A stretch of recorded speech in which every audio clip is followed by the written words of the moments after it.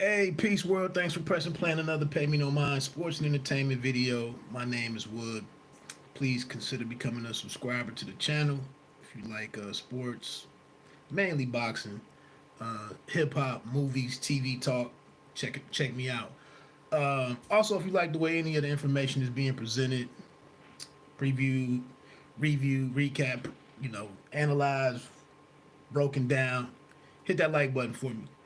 Let me jump into some bite down boxing talk.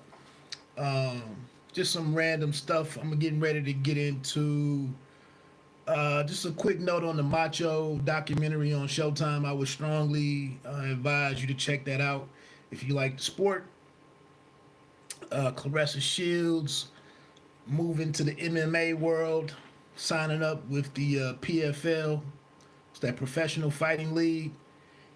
Quick thoughts on Saunders. His win over Martin Murray from Friday night, and just taking a look at what that does for him, and then just some thoughts on boxing's year to this point, and then what's left, over the next 2 to 3 weeks for the sport with a lot of great action, all scheduled. So shout out to boxing. Like I said, this is pretty much a neutral take on things. I did not check out the Spence and Danny Garcia fight last night for my own personal reasons, my own money. But I was looking at the outcome of that fight with Spence and Garcia.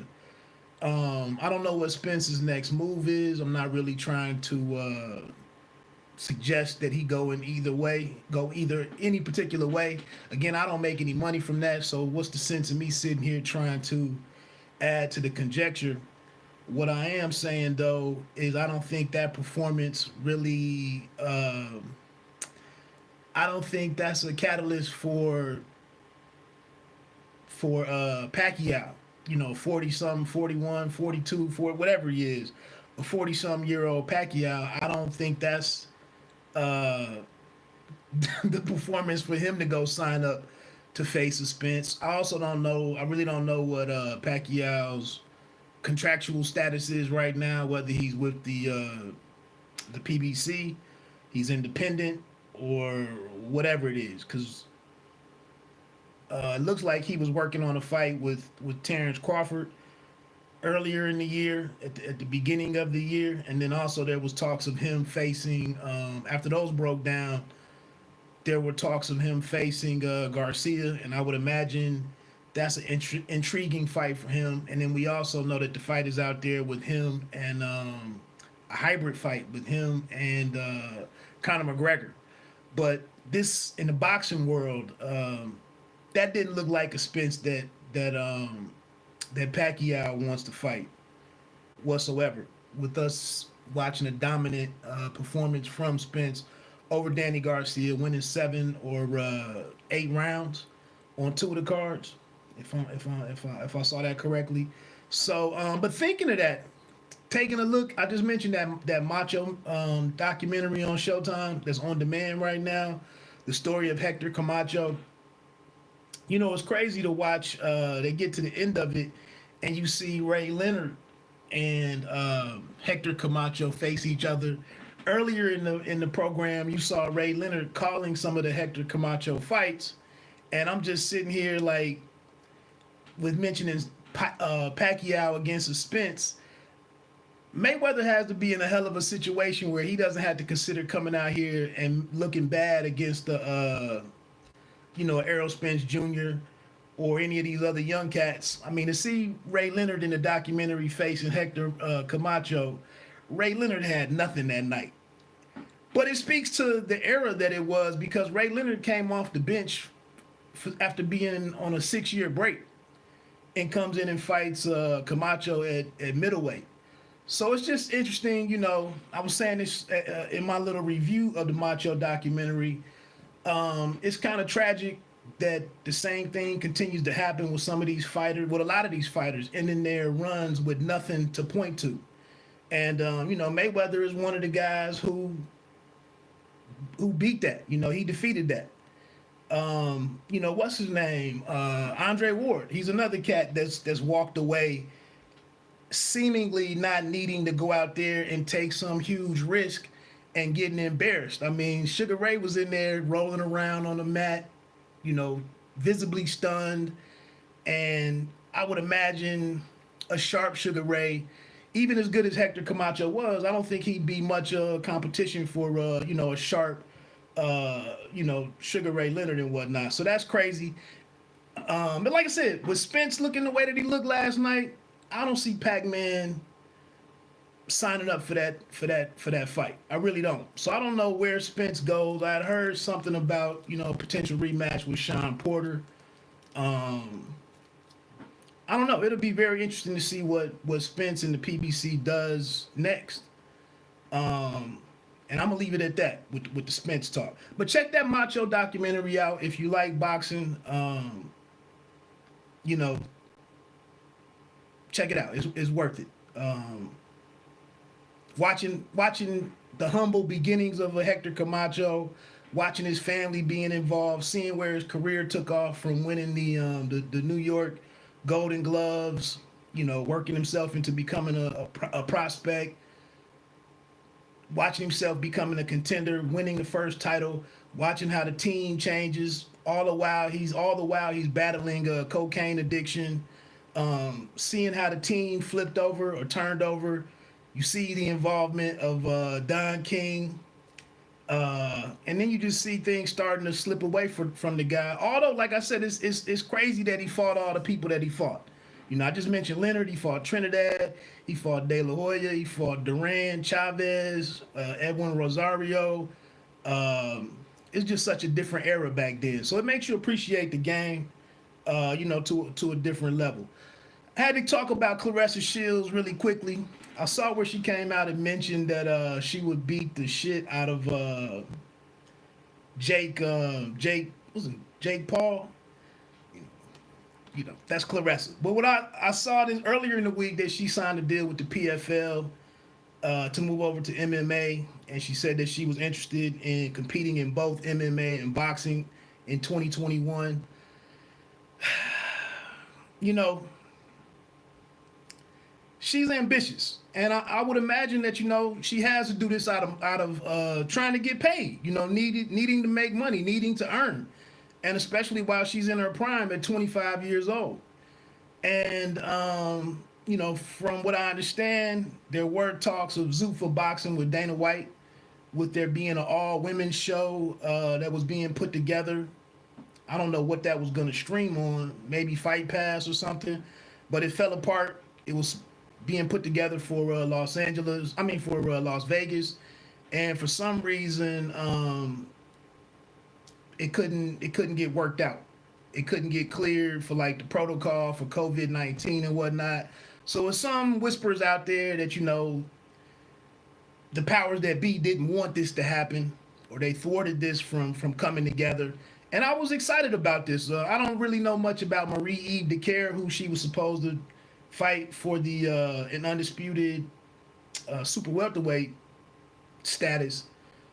But there were also other women on the card that I was interested in seeing, and I don't even know who those women were, but I just thought it was going to be a dope event. And you know, I guess Claressa was just very disappointed that, it's like I said, it seemed like the powers that be wouldn't let this thing go off, and so she's moving over to MMA, and I'm just thinking like Mr. Miyagi said back in the Karate Kid, you know, karate all the way is good. Karate none of the way is good. Karate, I don't know, I'm on the fence, something bad could happen. But I think with her staying away from the UFC, you know, maybe there's a talent level in the PFL that she can be paired with, to where she doesn't get embarrassed, she doesn't hurt her stock, at least on the UFC side.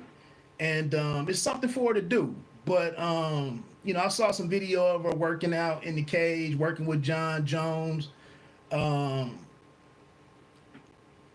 I don't really see that being successful for her. I give her all the credit in the world, and I tip my cap to her for approaching it, you know, with the enthusiasm and wanting to make it happen, and willing to put herself out there and, you know, get embarrassed possibly.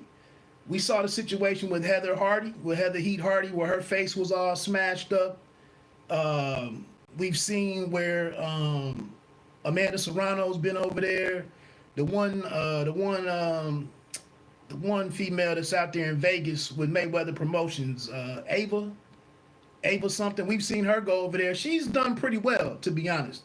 I can't remember her last name, but Claressa, I just don't see her having that background. I don't see her having that foundation, and I think for her to kind of hang her hat on her hands and her stand up,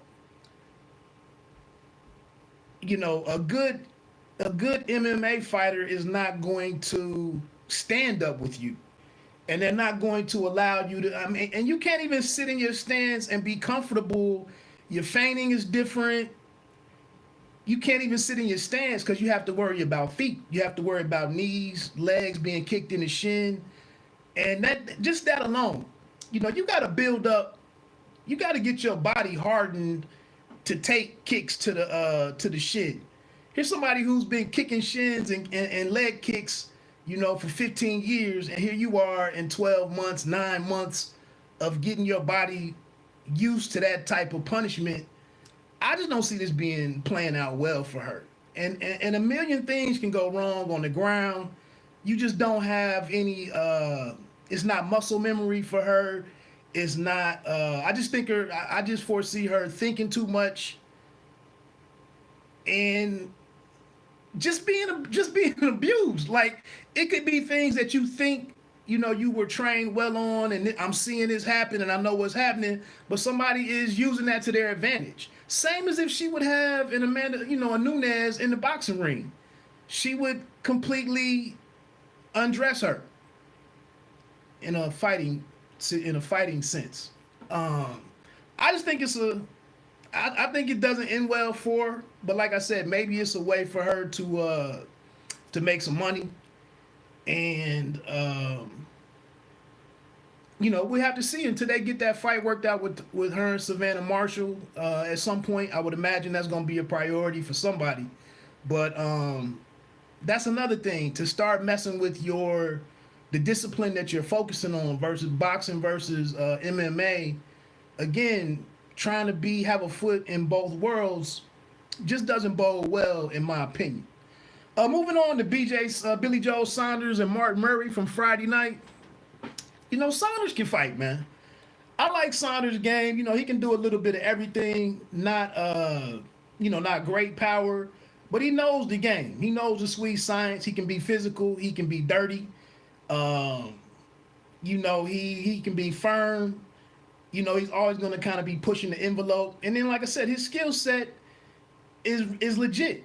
Not the fastest guy, not the quickest guy, not the most athletic guy, but he's got good anticipation, good timing, and it's just a versatile dude. So I think the victory over Mark Murray from Saturday night, he didn't get the stoppage, but definitely in comparison to Daniel Jacobs from a week earlier, he gave a much better account of himself and sets himself up for decent future business, whether it be the winner of Canelo and Callum Smith, or whether it's a fight against Daniel Jacobs, whether it's and I think he beats Jacobs.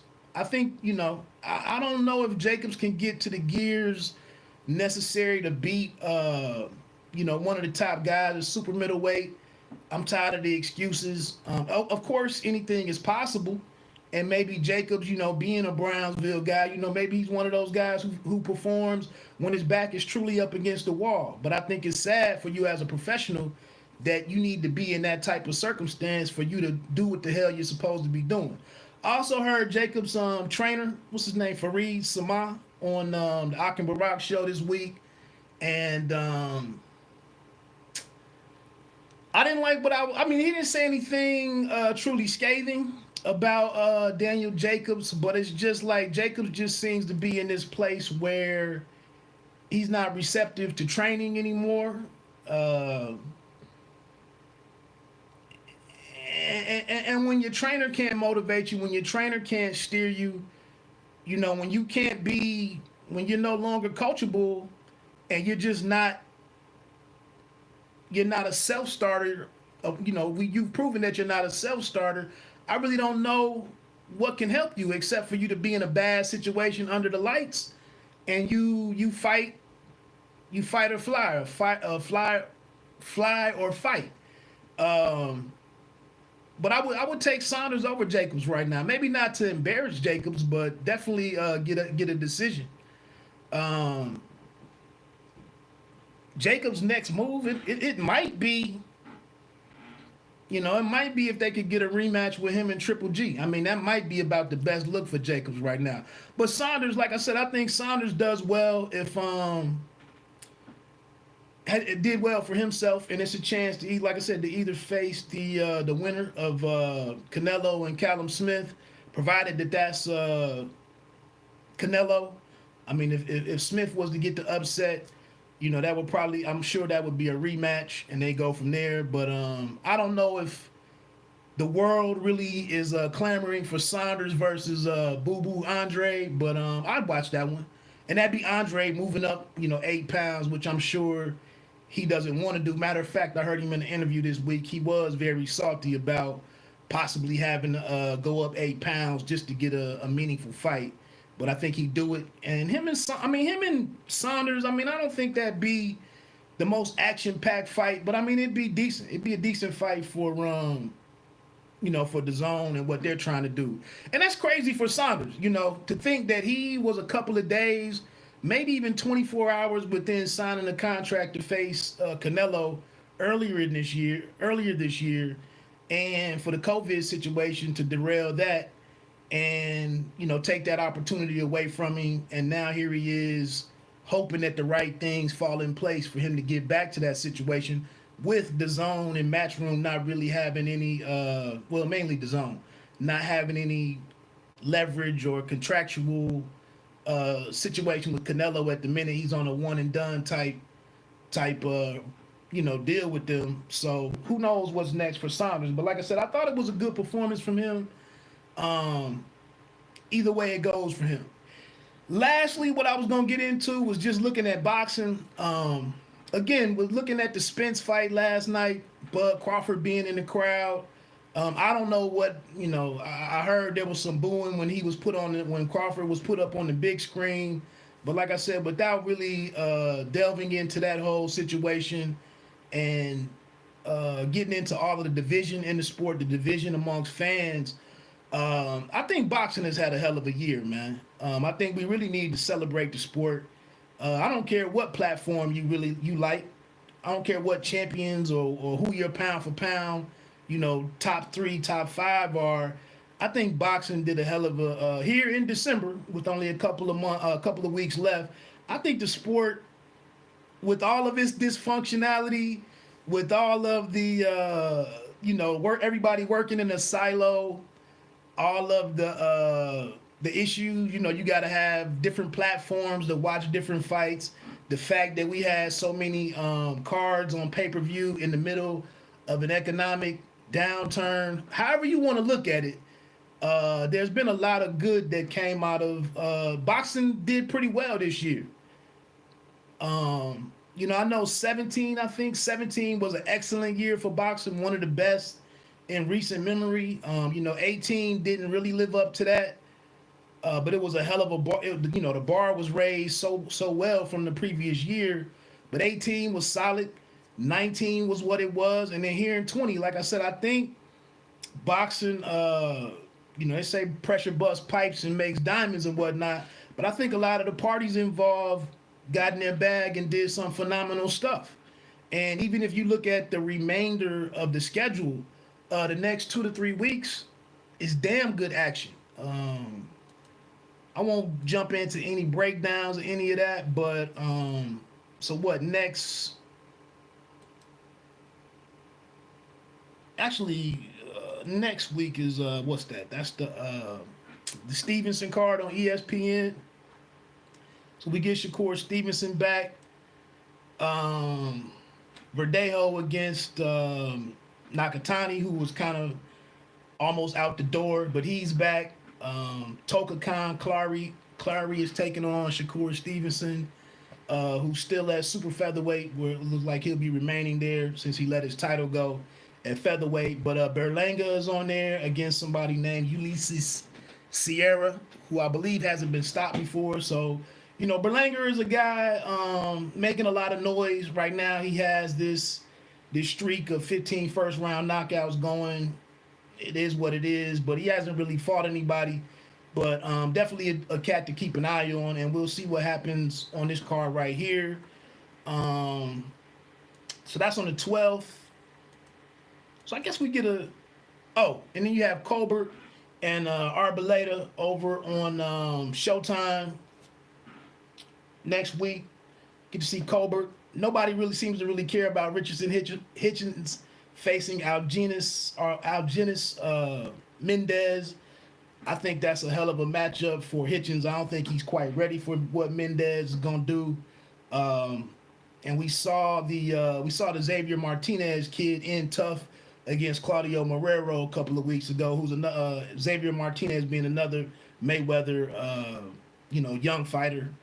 He won a title in that fight. But here with Hitchens,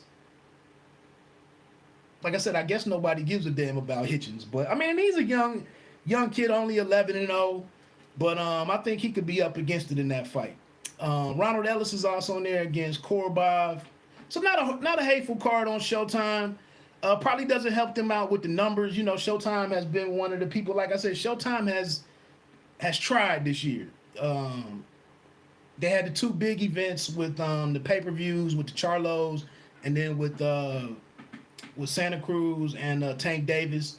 But their Saturday night cards, really haven't come off the way that I could imagine Steven Espinosa wanted. But I think that's a pretty good fight.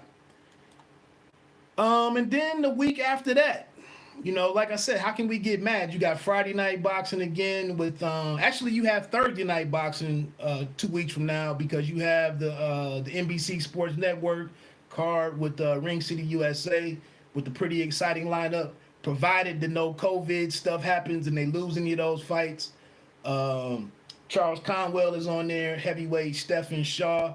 I did get that interview in the other day. It looks like I'm gonna have to do an article on that based on the audio that I have from it. It's not in a quality that I can put up here on my YouTube channel. So after I get off of here, I got to start transcribing what Stephen Shaw was talking about. We talked about a number of different things. I didn't know that he was actually signed by Al Heyman back in 2013. I would imagine that's around the same time as Deontay Wilder. But you see where Wilder took off to, and you see Stephen Shaw, was fighting his battle over here on Ring City USA. But that's Thursday night, December 17th. Then on the 18th, you have Gennady Golovkin against Kamil Zeramita on the Zone. I don't know where you are with Golovkin, man. He is what he is. I mean, he's 38 years old. He is a title holder. The IBF at middleweight. It is what it is. John Ryder's on there, previous opponent of Callum Smith. Ali Akhmedov is on there against Carlos Gongora.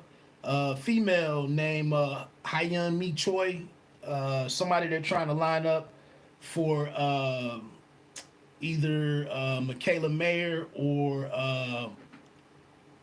what's my girl's name? Harper on the Zone. Terry Harper. Rashad Mahdi is on there. So it's not a hateful card. I mean, it's kind of in line with what they've been doing down there at the Hard Rock Hotel. And then, so like I said, that's Thursday night. Then that's Friday night with the Gennady Golovkin fight. Then that leads us into Saturday with the Canelo Alvarez fight over in San Antonio, Texas, with Canelo taking on WBA and Ring Magazine super middleweight champion. I think that's going to be a pretty good fight, man. I see some people talking about, here it is again, Canelo is getting another fighter with a short camp. That's not legit. Callum Smith has been preparing for this fight. In all likelihood, he was preparing for the fight like it was gonna happen at least 8 weeks out. So to sit out here and run with Canelo is fixing, stacking odds in his favor again, blah blah blah. Like you got to take into consideration that a lot of these fighters have been preparing for different opportunities in case they happened. So if they were taking it serious or weren't taking it serious, that's on them. But here to look at Alvarez and Smith like Canelo has some kind of advantage in terms of preparation, that's just not the case, in my opinion. I mean, you feel how you want to feel on it. But also on that card, I think the card itself, man.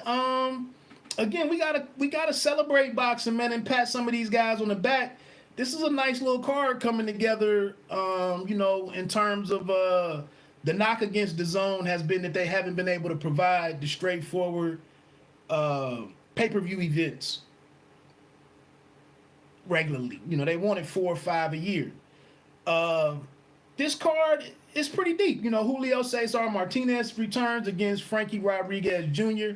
Julio Cesar Martinez is one of my favorite guys to watch right now. Little guy, explosive puncher, kind of a tough guy, brawler, boxer type guy.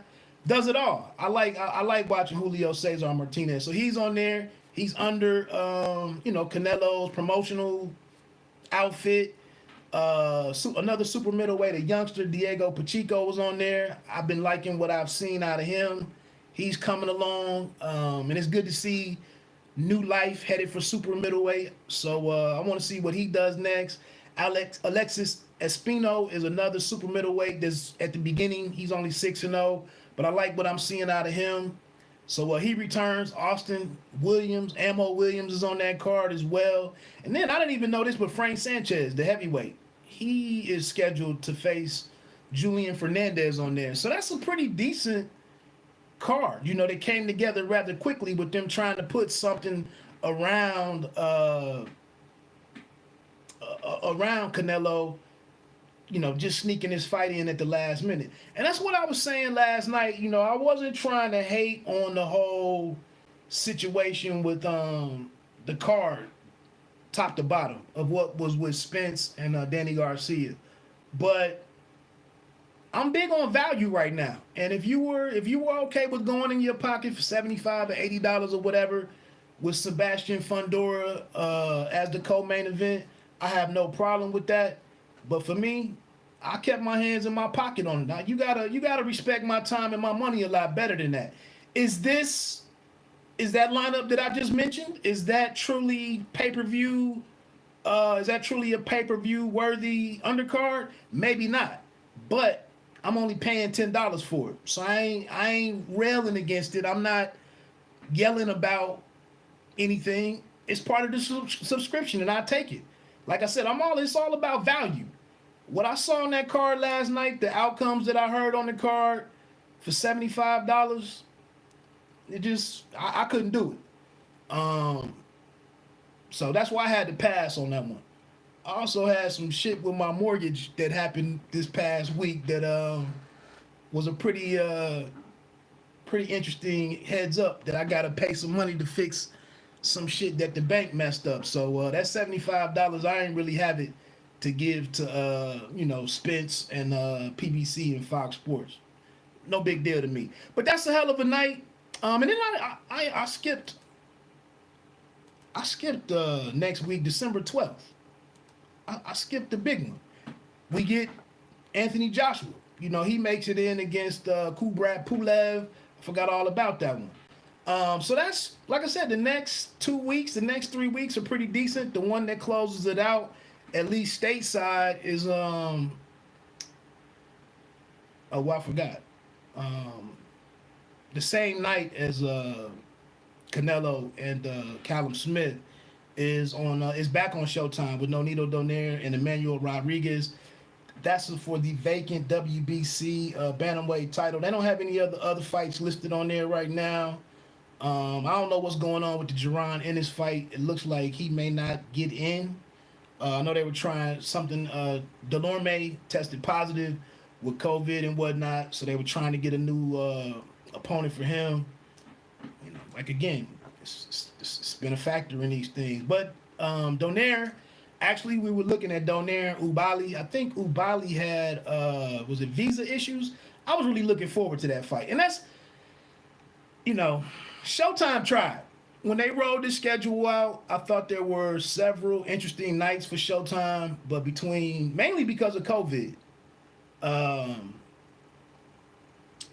somebody else, the Abdul Kakarov, he was supposed to face um, Lipinets, but Abdul Kakarov had Quadritillo. Abdul Kakarov had visa issues that messed that one up. But Custio Clayton from up in Canada came down. The illest brother in Nova Scotia came down and put in a good effort. Probably gave us a better fight. Arguably gave us a better fight than what we would have seen with Lipinets and Abdul Kakarov. But here, I really wanted to see Donaire and Nordine Ubali, but we get Emmanuel Rodriguez. Both of these guys are former victims of the monster. And I guess, I don't know how Ubali lost the WBC title. I don't know what that was all about for this to now be vacant. Maybe he's champion in recess or whatever the hell they did. But this one has been approved to be for the WBC title at bantamweight.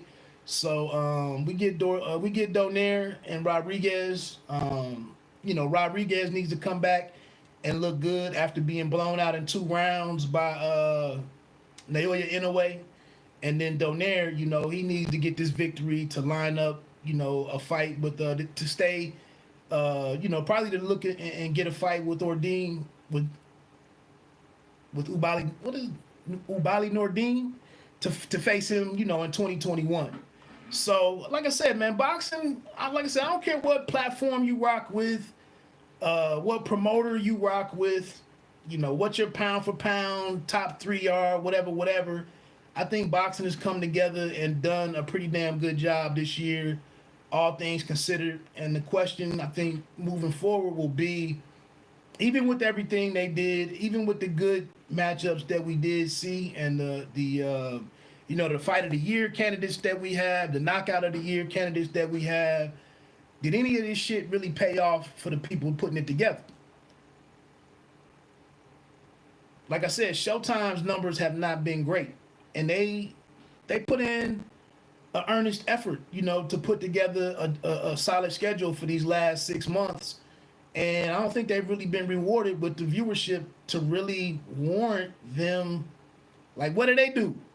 I mean, they got some good names over there. So I guess 2021, I guess they have some stuff to work with the Charlos being over there, with Gervonta Davis over there.